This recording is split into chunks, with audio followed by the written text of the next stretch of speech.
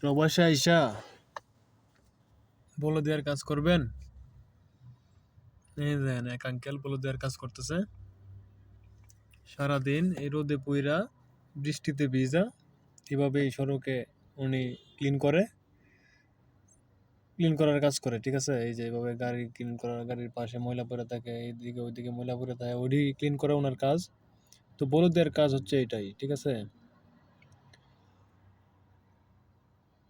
ওনার কপালটা ভালো, উনি রাত্রে ডিউটি পড়ে ওনার সাথে আমি কথা বলছি, এই জন্য উনি একটু আরামে আছে মোটামুটি। কিন্তু যারা দিনের বেলা ডিউটি করে তাদের আসলে দম বের হয়ে যায় রোদ্রের গরমে, প্রচন্ড গরম কিন্তু দিনের বেলায়।